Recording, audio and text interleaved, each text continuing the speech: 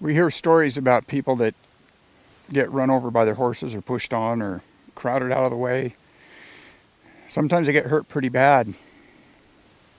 Sometimes people are getting pushed around by their horses and they don't even realize it. Well, this little exercise is one I learned a while back, and I find it pretty beneficial in teaching your horse to yield to you, that in any situation with your horse, you should be the leader of the dance. In this exercise, I'm going to work with Madison on what we often call a yielding exercise from the ground, or sometimes I just say get out of my way exercise. It's not having your horse get out of your way is not you being superior or anything like that. It's just about your horse yielding to you at any time. Think of a scenario where you're in a arena riding with other folks, or you could be on the trail close to other people, other horses, other animals. You could be at a clinic where there are a lot of folks riding, and some of them aren't paying attention to what you're doing.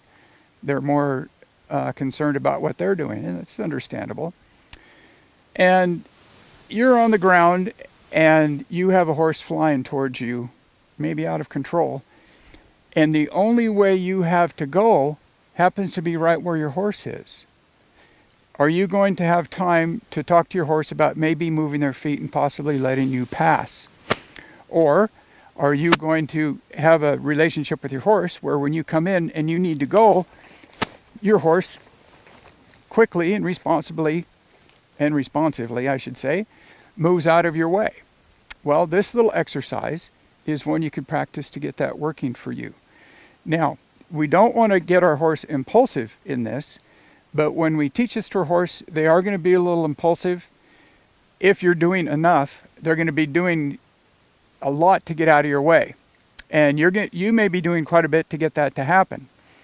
First thing I do is I think about where I want to go. Now, that may be a flash decision in a dire situation, but to practice this, I want to send my energy always behind the shoulder, never in front of the shoulder. Sending your energy in front, or if you're directly in front of your horse, you could cause them to pull back impulsively, and we don't ever want to do anything that would cause our horse to think of pulling back impulsively. And that's another story, the horses that pull back. Usually that could certainly be avoided completely, but it does happen.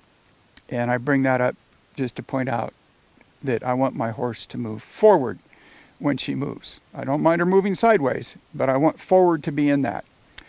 So if I were to have to go that direction, I'm going to pick a place somewhere over my saddle, somewhere behind the shoulder, and I'm going to put energy in there, and I'm going to expect my horse to go off to my left. And that would be her right. But she needs to move out of my way. I'm ready with the tail of my lead rope. If my energy alone and my idea of her moving doesn't move her, I'm ready with some energy at the end of my rope. She's already figuring this out. She's done this before. So I will come in here with going right through her quarters, over the saddle, and ask her to move out of the way. You notice I keep moving on a straight line. I do not pursue her hindquarters around if she were dull in this. I just simply will put more energy into it and ask her to move. I'll do it on this side here. You can wait. This is supposed to be a teaching thing here, so you have to pretend you don't know how to do this, Madison. All right, we'll see if we can get her to cooperate here. Now I'm going to go through here, and I need her to move off to her left. Okay, that was pretty nice. If I had to, I could use the tail end of my rope. I might speed this up a little bit. Ask her to move over there. A little impulsive that time.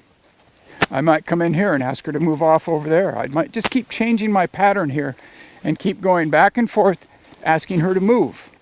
But again, I don't chase her around. I just ask her to move. I'll come to the other side. And I want to go right through here, and she needs to move out of my way. Now, if your horse does get impulsive and doesn't seem to calm down with this after a time, you might just slow it down a little bit and work on this. Move over there. Cool. I might run in here like I'm in a hurry to get over. And I'd like her to respond, you know, she didn't pull on my lead rope to come out of that. And I'll come in here, I need her to go. I'll come back over here and ask her to go this way.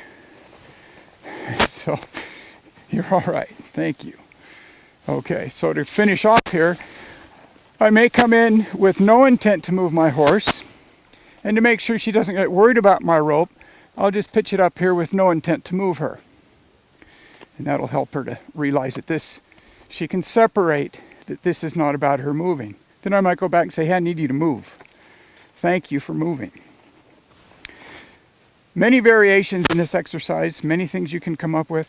You do have to think your way through it and adjust to your horse, adjust to your energy, and use this as a tool to keep you safe.